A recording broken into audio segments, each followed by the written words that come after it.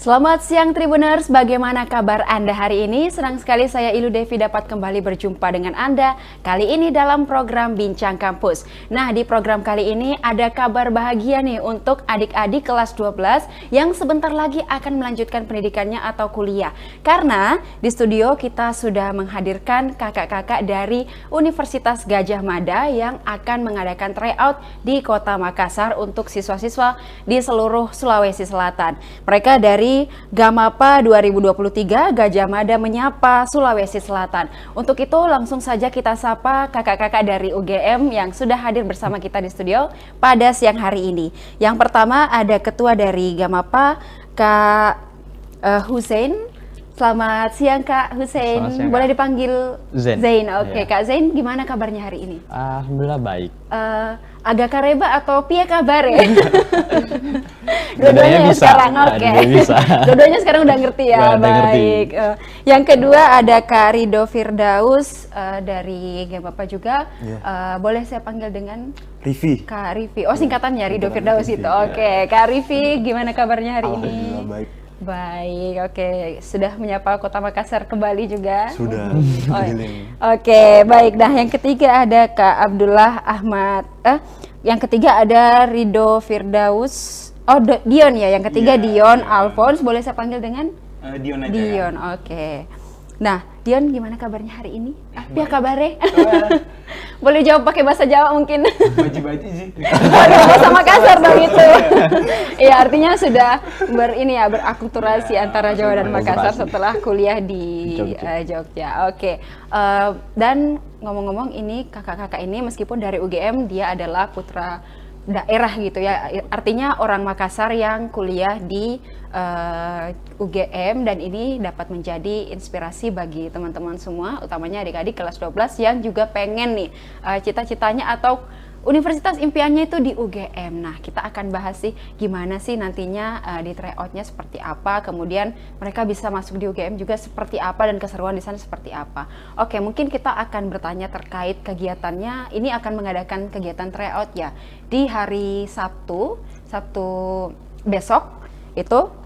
Mungkin boleh dijelaskan sedikit kegiatan tryoutnya ini, apakah memang kegiatan tahunan yang sudah tiap tahun diadakan atau baru muncul, dan apa sih latar belakangnya kegiatan ini dilaksanakan? Boleh mungkin dijawab. Mungkin ketuanya. Ketua aja, oke. Silakan Pak Ketua. Jadi untuk Gamapa ini sebenarnya dilaksanain sama Himagama Himpunan Mahasiswa Gadjah Mada Sopsel. Itu diadakan tiap tahun. Event tahunan kita untuk mengajak adik-adik calon mahasiswa dari Sulawesi Selatan untuk berani memilih UGM sebagai pilihan kampus masa depannya gitu. Kemudian ini sudah sejak tahun 2015 kalau nggak salah untuk Gamapa ini. Gitu. Dari 2015 kemudian sekarang diadakan.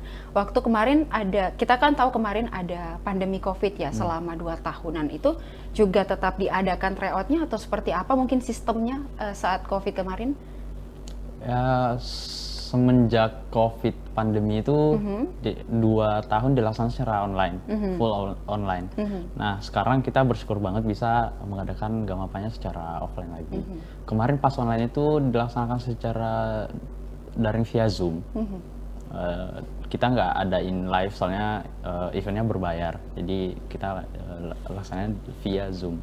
Tapi secara rangkaiannya itu masih sama. Ada faculty expo-nya, ada tryout-nya, sama ada talk show-nya gitu.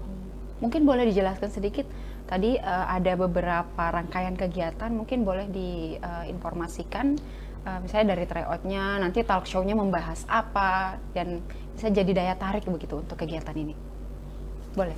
Oh iya, baik. Untuk hari Sabtu nanti, besok itu kita ada 3 agenda. Agenda yang pertama itu kita tryout dulu. Jadi dimulai dari pagi kita tryout, setelah itu baru lanjut talk show dengan 2 pembicara utama kita. Lalu setelah itu agenda terakhir kita ada Faculty Expo untuk menunjukkan fakultas-fakultas dan klaster yang ada di UGM sebagai pilihan, actual pilihan bagi adik-adik sekalian yang ingin mengikuti program ini. Jadi ada istilahnya semacam gambaran gitu Benar, ya. benar.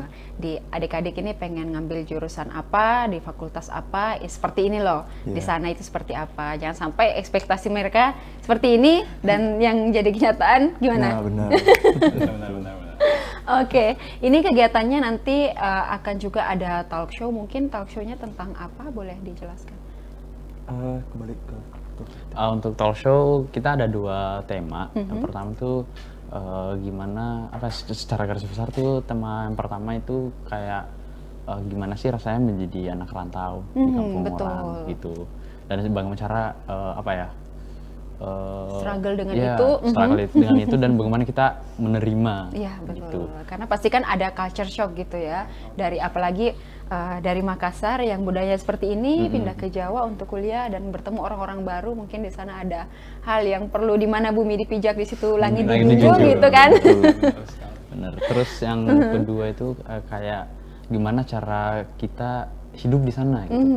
Kan yang pertama kayak kehidupan kuliah. Iya, betul. Terus yang kedua gimana caranya kita bermasyarakat di sana. Jangan sampai adik-adik ini kelas 12 taunya kehidupan kuliah itu dari sinetron yang bisa main kapan aja, masuk kelas semau-maunya gitu kan, ternyata kan tidak ada Iya, tugas iya. yang banyak, kemudian ada kegiatan banyak juga yang harus diikuti untuk mengasah skill kita begitu. Baik, nah ini kegiatannya boleh diinformasikan akan diadakan di mana dan pesertanya hingga hari ini sudah berapa? Apakah masih membuka pendaftaran atau seperti apa? Untuk kegiatan ini sendiri rencananya diadakan pada hari Sabtu, Kak. Itu kegiatannya diadakan di Gedung Mulo. Gedung Mulo. Ya. Untuk close rack sendiri kami sudah tutup kemarin karena adanya limited seat kan. Oh, Jadi iya, iya, jumlah betul. peserta itu terbatas. Jadi kami membatasi jumlah peserta. Kemarin sudah close rack dan rencananya kita adakan pada Sabtu esok. Betul. Berapa peserta yang berhasil dikumpulkan? Menurut data kami kurang lebih 300 peserta, Kak. 300 peserta dan itu semoga dari 300 orang itu ada yang nonton dan Ya, mereka cukup bisa. bangga lah dengan kakak-kakak ini.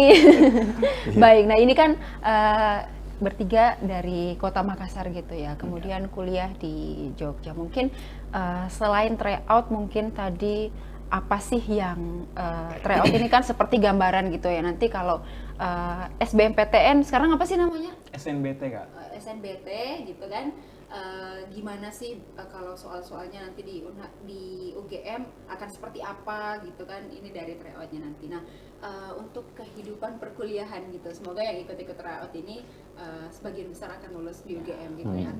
Amin. Kehidupan perkuliahan di UGM itu seperti apa? Tadi kan kita juga sudah bahas di Makassar seperti ini, pindah ke sana ada culture shock, mungkin boleh diceritakan pengalaman masing-masing. Ya, mulai dari siapa nih? Aku dulu.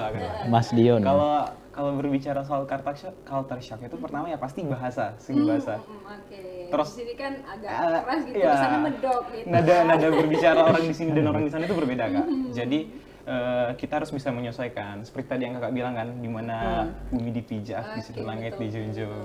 Di sisi lain yang paling sebenarnya bagi saya itu makanan. Ah iya. Di sana gimana ya? Cenderung tuh manis-manis. Terus di sini kan strong rasanya. Ya, pedes strong gitu. pedes-pedes gitu. Kalau sana tuh manis-manis. Jadi apapun tuh pasti ada manisnya gitu. Oke, dari segi makanan berarti dia hobinya kulineran. Banyak soalnya di sana tuh pilihan kulineran tuh banyak, Kak. Untuk teman-teman yang suka kulineran boleh lah. Kalau Kak Zain sendiri? Kalau Dion tadi ceritain soal di sana culture shocknya, kalau culture shock di kampus, saya nggak bisa bilang ini culture shock soalnya ini kan kampus pertama, Iya, betul. nggak pindah kampus Saya gitu kan. belum pernah Iya, membandingkan gitu. iya nggak. Tapi kalau dibandingin dengan cerita teman-teman yang seangkatan saya itu kayak beda emang dari cara ospeknya kayak gimana, cara berinteraksi antara angkatan kayak gimana di sana gitu. Saya ada budaya-budaya tersendiri. Ya ada budaya sendiri dan tentunya menurut saya lebih nyaman di sana. Kalau tugas-tugas anak UGM banyak nggak sih? Kalau tugas sebenarnya aman sih, nggak banyak. Udah semester berapa? 4. Oke, semester 4 masih aman ya? Masih Ya, aman. ya.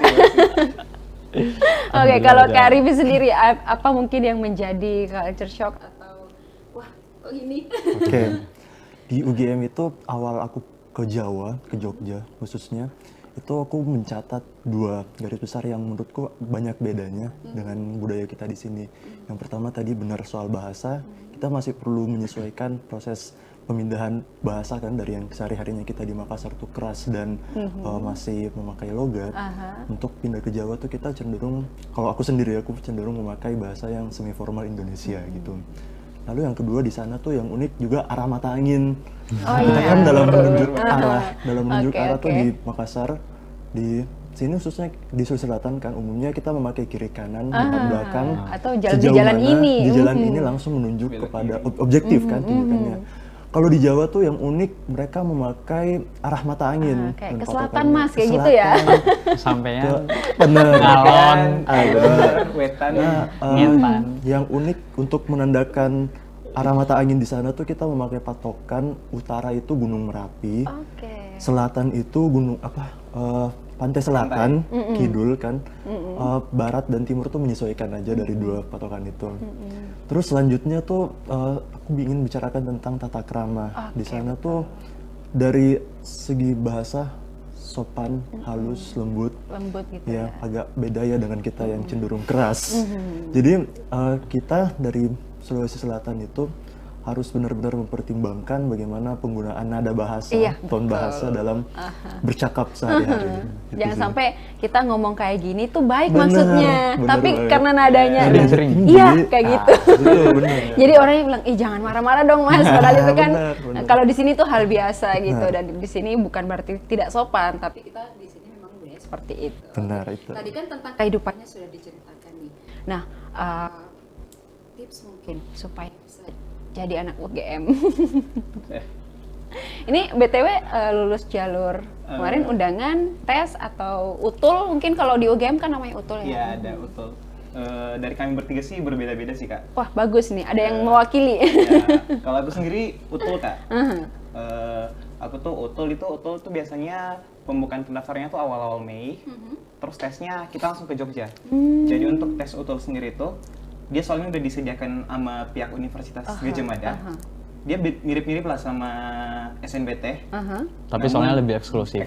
Karena dibuat sama ini kan Universitas Gadjah Mada Gadjah Mada sendiri. Seleksi internal kan. Internal. Dan kita harus ke sana tes. Jadi dia indikatornya itu adalah hasil tes itu untuk masuk ke dalamnya. Mungkin jalur lain? Jalur lain saya dari SMA Negeri 5 Makassar sebelumnya. Saya lolos di UGM lewat jalur undangan. Waduh, anak SMA 5 boleh berbangga diri nih. SMA 5 nih. SMA 5. SMA 5 Makassar. SMA 5 juga tapi di Goa. Semudah mah ya. Untuk apa ya tips tadi ya? Untuk SNMPTN tuh ya pasti mempertimbangkan nilai dan nilai rapor dan prestasi seingatku di angkatan. Untuk aku sendiri, aku memakai patokan prestasi itu mencantumkan 3 sertifikat, yang ketiganya itu bersertifikat langsung dari Kemendikbud sebagai bayangan. Untuk dari selain nilai dan prestasi itu satu hal yang paling penting tuh kita kudu berdoa, pakai jalur langit. SNMPTN kan identik dengan jalur langit ya. Memang itu yang paling efektif gitu.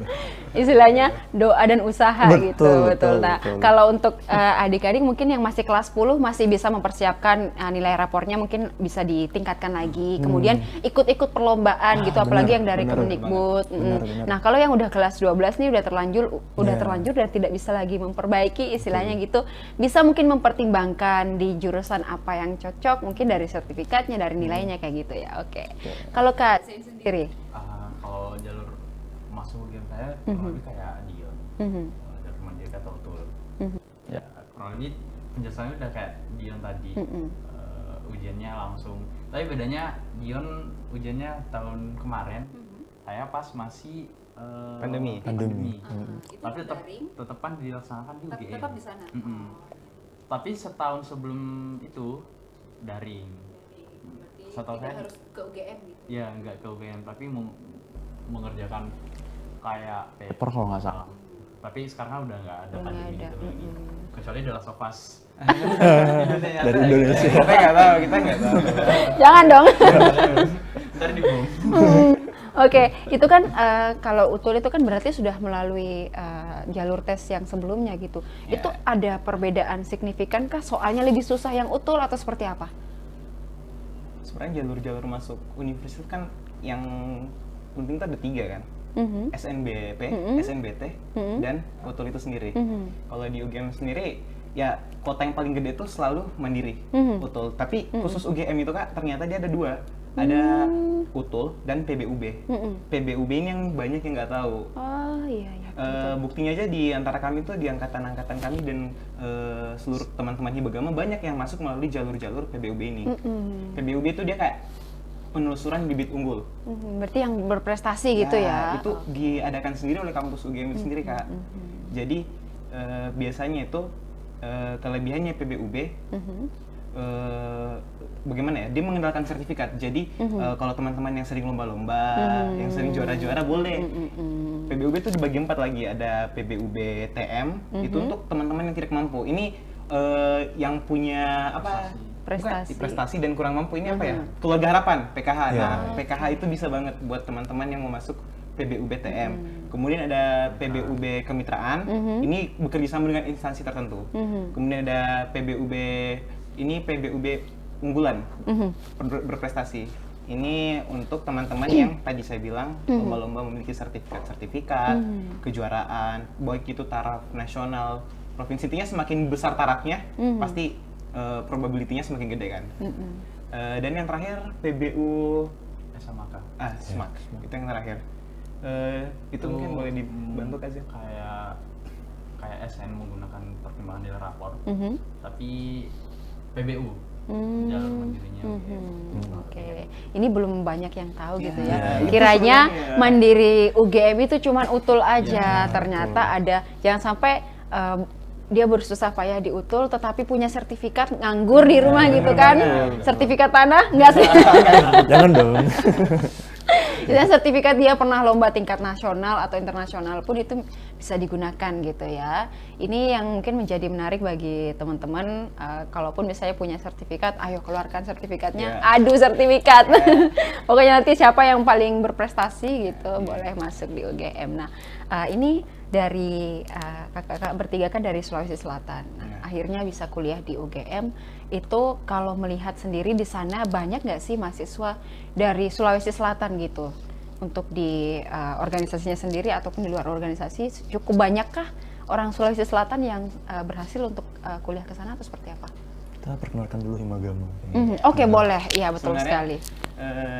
Di UGM itu kami ada namanya Himagama kan. Himagama Sulsel, Himpunan Mahasiswa Gajah Mada Sulawesi Selatan. Jadi untuk teman-teman yang dari Sulawesi Selatan bisa bersatu dan bergabung bersama kami di Himagama. Aku juga gitu. Jadi awalnya ada nih kabarin, ada Himagama, ada Himpunan Mahasiswa Sulsel. Jadi ada teman kan beda kalau ke sana. Enaknya di Himagama itu bisa kok pakai logat Makassar. Oke, betul beda, sekali. Itu beda sekali. Kalau sampai sana capek logo-logonya sana pakai betul. Makassar. Terus teman-teman apa ya? Kalau bicara soal teman tinggal kan takut nggak ada teman di sana, tenang ada Himagama. Itu kelebihannya games itu ada Himagama.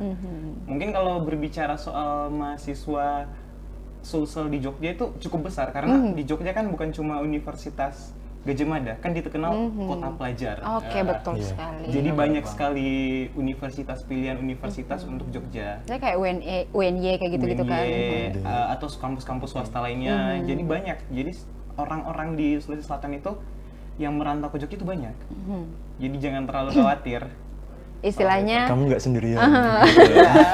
kalau di sana istilahnya kayak takut nih sebatang kara nanti Iya, gimana di auto sana bisa survive. Ada teman-teman dari Himagama gitu kan yang bisa istilahnya saling merangkul lah untuk menutupi kerinduan kali ya. Istilahnya dari logat atau di sana mungkin bisa masak-masak. Betul sekali kapurung. Kapurung, yang manis-manis kan. kapurung, paleko yang pedis gitu kan. Oke, nah karena kan di Jogja sendiri kan kita tahu bahwa kampus-kampus selain UGM juga banyak, pun swasta juga istilahnya akreditasinya bagus gitu. Jadi ini juga dapat jadi gambaran bagi siswa-siswa kelas 12 yang pengen kuliah di UGM atau di Jogja itu, mereka kan masih suka skeptis gitu ya. ini keterima nggak sih? Akhirnya nggak daftar karena takut gitu. Nah mungkin ada tips gitu gimana? Jangan sampai mereka ragu, tapi sebenarnya mereka bisa gitu. Mungkin saya izin jawab soal ini. Karena terus terang nih, tiga orang ini berani gitu. Kita bisa boleh katakan berani karena mereka sudah berhasil menembus ketakutan itu. Kemarin tuh kalau saya sendiri nggak ada niatan ke UGM karena takut. Ya, Jujur takut. Yang nggak niat aja masuk saya. Gimana inget ya? Terus setelah ada komunikasi dengan orang tua dan saudara tuh, katanya kamu better di sini, di sini, di sini. Terus aku bilang kayak, ini kan yang jalanin aku, jadi yang buat keputusan harusnya aku dong, nggak dipaksain sama satu pihak. Iya betul. Kalau pertimbangan boleh lah. Boleh. Tapi ujung-ujungnya tuh, ya ujung-ujungnya ikutin pilihan orang tua. Ujung-ujungnya ya udahlah. Terus habis itu ternyata bukan rezekinya di UTBK, tapi tetap berusaha. Dan kemarin kebetulan ada pendaftaran UTUL. For information, UTUL tuh pendaftarannya dibuka sebelum pengumuman UTBK. Ini yang sering. Nah, pas lagi takut dengan pengumuman UTBK tuh kayak mending daftar UTUL deh, belajar-belajar. Sedia payung sebelum hujan kali ya. Karena emang udah pesimis. Dan UTUL pas itu dilaksanain langsung di Jogja, aku juga kaget. Ternyata di Jogja kan, lumayan. Jadi akhirnya harus Sekalian siap budget jalan-jalan. juga. Ada student budget juga. Tapi sekarang jalannya nggak apa-apa lah. Daripada semekan urus UTBK mulu gitu. Terus pas di Jogja ujiannya, kalau tadi sempat ditanyain kan gimana soalnya kayak gimana, susah apa enggak? Menurut saya tuh soalnya agak lebih di atas sedikit lah levelnya daripada soal UTBK. Lebih tricky gitu ya. Level kesusahannya agak di atas sedikit. Karena ya tadi eksklusivitasnya kayak gimana kan. Betul. Terus langsung pesimis lagi loh, kok soalnya tambah susah. Terus pas di ruangan tuh kan ada sekitar 20 peserta yang daftar yang ujian juga. Tuh kayak pas lihat sini lagi nyari jawaban, terus nyari jawaban. Istilahnya mereka lancar gitu Iya, ya. pas aku Kan udah nggak lolos nih, nggak lolos. udah ini udah blank, Udah jalur langit lagi. Udah blank. Iya. Benar. Gitu. Jadi istilahnya kemarin itu ini ya yang perlu diketahui mungkin untuk adik-adik kelas 12, jangan sampai kecolongan gitu. Nunggu dulu pengumuman UTBK baru daftar UTUL. Ternyata sebelum itu udah daftar dulu. Istilahnya persiapkan aja kemungkinan-kemungkinan yang terjadi gitu. Semoga sih lulus UTBK, tapi kita nggak tahu ya. Jadi daftar aja dulu gitu. Bener. Nah, kalau dari Kak Rivi sendiri kan kemarin ini dikenalnya dengan jalur undangan gitu ya. Nah ini kan kalau jalur begitu ada berapa pilihan sih kemarin? Dua. Ada dua. Nah itu ada 2 pilihan dan akhirnya berani dari satu di antara 2 pilihan ini memilih UGM atau memang dua-duanya UGM atau seperti apa? Oke. Untuk SNMPTN kemarin kan kita punya kebijakan LTMPT punya kebijakan harus memilih satu universitas di daerah domisili, ya kan, jadi satunya boleh keluar. Nah untuk prasyarat itu biasanya universitas sekarang mempertimbangkan tuh pilihan satu di mana dan pilihan 2 di mana. Untuk saat saya kemarin ya tentu dong saya akan memprioritaskan pilihan yang universitasnya top 3 ya, di Indonesia. Betul. Udah jadi UGM sebagai pilihan pertama dan tetap memakai Unhas di pilihan kedua. Tapi bukan berarti saya mengunderestimate Unhas ya dalam hal ini, karena itu menjadi prasyaratnya LTMPT kemarin. Jadi istilahnya yang memang yang diprioritaskan disimpan di nomor 1 gitu ya. Dan ini adalah keputusan yang cukup berani gitu. Karena orang-orang kan kalau mau misalnya dia pengen banget kuliah di UGM, tapi kalau untuk nyimpen di nomor 1 istilahnya, waduh nggak dulu. Istilahnya skeptis duluan gitu. Mending yang pasti-pasti aja lah gitu, meskipun juga belum pasti. Jadi untuk pilihan univ kemarin tuh kita benar-benar pakai strategi.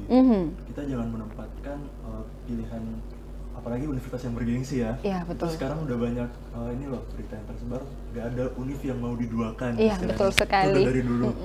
Tapi di sini kembali lagi ke strateginya teman-teman atau adik-adik sekalian buat memilih univ. Ataupun ada yang memilih univ yang sama, ya kembali prioritasnya pilihan pertama dan pilihan kedua itu tergantung tingkat kesulitan masuknya.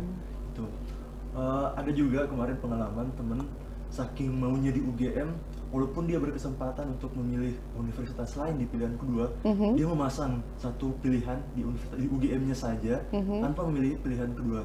Jadi itu seolah-olah ingin meyakinkan LTMPT bahwa aku niat banget loh masuk UGM. Pokoknya nggak ada yang lain. Nggak ada yang misalkan. Kayak gitu ya, oke.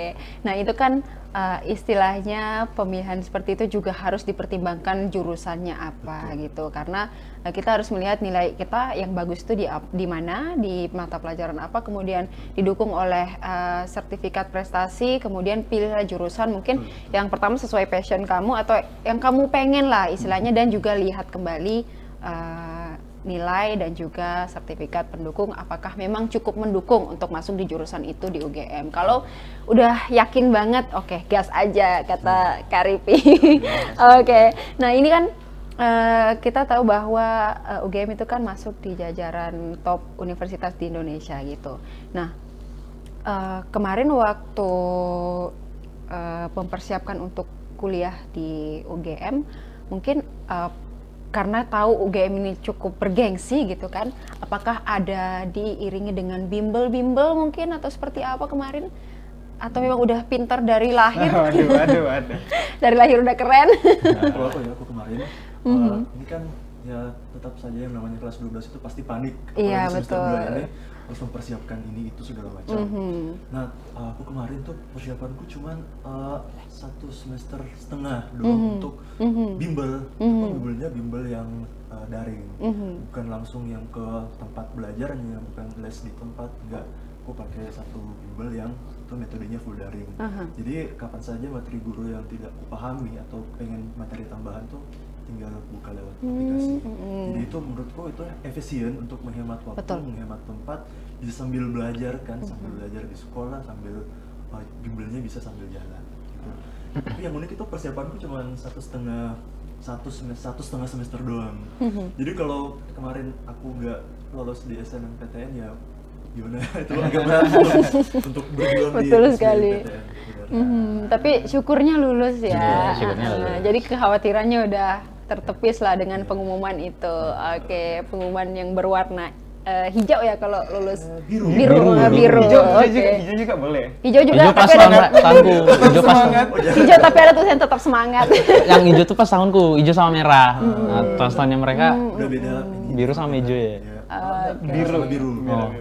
Biru. Tetap semangat. Oke, dan sekarang juga kan istilahnya bimbel-bimbel udah banyak yang secara teknologi udah canggih gitu. Kita nggak perlu lagi, kalau dulu kan harus datang ke tempat bimbelnya, pulang sekolah harus bimbel sampai malam, itu kan capek banget. Sekarang kan bisa di rumah sambil ngerjain PR, setelah itu belajar sendiri, kemudian apa yang tidak dimengerti bisa ditanyakan di bimbel secara online. Itu tips-tips mungkin. Tapi kalau Kak saya mungkin tapi tergantung siswanya lagi sih Kak, menurutku. Karena ada yang atau ada yang suka bimbel yang secara langsung iya, gitu kan diajar ada ya. yang belajarnya bisa mandiri sama belajar yang harus ditentorin secara langsung. Dan kebetulan saya termasuk yang kedua itu yang harus ditentorin. Kemarin pas SMA tuh kan belum, pas awal-awal kelas 1 kelas 2 masih normal, belum ada COVID. Itu kayak nilainya lumayan meningkat, peringkatnya juga di sana meningkat. Terus ternyata tiba-tiba disuruh libur 2 minggu. 2 minggu yang berlanjut ke 2 tahun ya. Terus abis itu kayak terlena sama kehidupan sekitar, sehingga yang pelajaran online tuh ini apa gak diperhatiin, jadi drop lagi nilainya. Makanya pas SNMPTN tuh gak dapet juga. Kalau Kak Dion sendiri, apakah juga Sebenarnya persiapannya kalau kemarin? mau masuk ke perguruan tinggi negeri itu persiapan yang paling matang kan. The best preparation is the best result kan. Ya kan. Oke, boleh dikutip. Boleh. Jadi persiapan yang terbaik itu hasil yang terbaik. Jadi kalau teman-teman yang sekarang masih kelas 10 11 tuh ya paling mantap ya persiapan SNBP, sekarang kan SNBP kan. Jadi teman-teman yang kelas 10 11 ya udah dari sekarang cari-cari informasi, indikatornya apa, penilaiannya SNBP apa gimana kan. Jadi kunci sebenarnya itu menurut aku ya informasi. Karena Betul untuk sekali. masuk kampus tuh yang paling penting sebenarnya informasi. Jadi dari kitanya aja mau cari informasi bagaimana. Jadi rajin-rajin cari informasi karena di Indonesia kan kampus ada banyak. Kayak tadi yang aku bilang UGM, mandirinya tuh ada PBUB. Kan itu informasi. Jadi teman-teman rajin-rajin aja cari informasi gimana-gimananya kan. Selain itu ya yang penting belajar lagi seperti tadi. Jadi berdoa dan belajar itu harus diimbangin. Di sisi lain ada yang namanya tryout kan tadi teman-teman Iya, udah betul disinggung sekali. sebelumnya kan ada Apalagi lomba nanti apa, kegiatannya tryout. ya. Nah, kebetulan kan kami adain tryout itu. Nah, tryout ininya tryout itu jadi apa ya? Tempat untuk teman-teman mengukur kemampuannya. Betul. Jadi hari ini aku tryout, oh yang kurang TPS ku tes potensial skolastik. Nah, jadi aku belajar lebih lagi untuk yang materi itu karena Betul. next tryout lagi, wah bahasa Inggrisnya, jadi belajarin lagi bahasa Inggrisnya. Jadi tryout itu sebenarnya kuncinya. Jadi dia menjadi apa ya?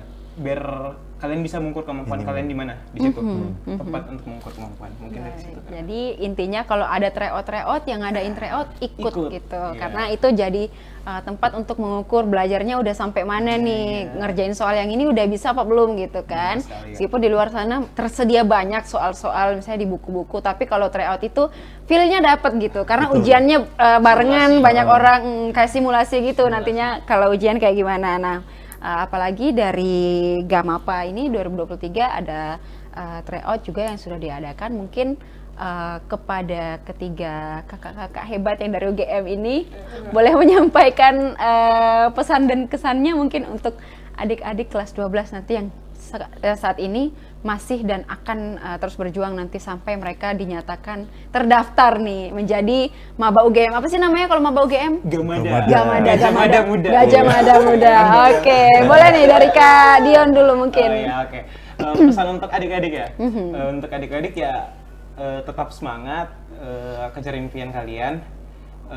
Tidak ada salahnya bermimpi di antara bintang-bintang agar kau jatuh di antara rembulan-rembulan. Oke, dikutip lagi ya teman-teman, dikutip lagi. Oke, kalau dari Kak Sain mungkin. Kalau dari saya sih buat adik-adik tetap beranilah buat mengambil sebuah keputusan. Jangan bergantung sama sekitar. Sekitar boleh menjadi pengaruh, tapi pengaruhnya disaring. Gitu. Kalian yang buat decision keputusan. Karena kalian yang akan menjalani itu. Oke, apalagi orang Sulsel dikenal dengan orang-orang yang berani gitu. Iya, Jantan harus. Timur. Jantan dari timur. Benar. Oke, Kak Rivi mungkin. Oke, sama untuk adik-adik kelas 10, 11, 12 khususnya kelas 12 ini di masa SMA-nya sama semangat aja. Kalian harus berjuang. Memang di awal tuh masa SMA struggle-nya mungkin banyak, apalagi pengen masuk di universitas yang impian, tapi belajar saja dan kalian jangan putus asa kalau misalnya ada sesuatu yang membuat kalian drop karena suatu proses pembelajaran. Tidak ada hasil yang mengkhianati usaha. Jadi tetap gas saja. Dan tadi juga jalur langit. Jalur langit itu penting loh. Dulu lucu pas betul kan ke Jogja langsung kan. Nah, di Jogja kan ya pas di UGM-nya kan banyak logo UGM dong. Pas berangkat ke kampus atau cari makan kan lihat logo UGM sih kayak amin. Disolawatin Iya, kali ya. amin. Dan lagi amin. Jadi kayak ini salah satu doa juga sebenarnya. Betul, gitu. istilahnya positive thinking aja. Iya, benar. Aminkan Aminkan. apapun cita-citamu Iya. gitu kan. Buatan pintu. Oke. Jadi motivasi di langit-langit kamar kali. UGM. Mau tidur UGM, bangun UGM. Harus. Pas kuliah juga begitu, mau tidur tugas, bangun tugas. Aduh. Oke, makasih Kak Rivi, Kak Zain dan juga Kak Dian sudah berbagi ceritanya kepada Tribuners dan juga siswa-siswa yang sebentar lagi akan menghadapi kerasnya kehidupan perkuliahan ya. Oke, kita doakan nanti acaranya di hari Sabtu besok akan berjalan dengan lancar, kemudian antusiasme siswa-siswa juga cukup baik dan kita doakan akan banyak lagi mahasiswa yang terlahir mahasiswa yang berprestasi dari Sulawesi Selatan dan juga membawa nama baik Sulawesi Selatan kemanapun dia pergi, seperti kakak-kakak bertiga ini. Dan kakak-kakak bertiga siap menyambut adik-adik dari Sulawesi Selatan datang ke UGM ya. Iya. Oke, Dan baik. semoga tahun depan yang ngomong di sini lagi udah Yang nonton udah sekarang. siap nih. Amin. Teman-teman yang nonton sekarang. Baik. Baik, Baru. terima kasih. Semoga sukses selalu ya untuk kalian bertiga. Dan juga Tribuners, terima kasih sudah menyaksikan program kita pada siang hari ini, Bincang Kampus. Dan juga untuk adik-adik yang sedang berjuang, kelas 12 berjuang untuk masuk ke Universitas Impian, semangat dan ikuti terus tryout-tryout yang diadakan oleh kakak-kakak seperti kakak-kakak bertiga dari UGM ini. Untuk itu saya Ilu Devi pamit undur diri, dan juga kru yang bertugas pamit undur diri. Terima kasih, sampai jumpa dan selamat siang.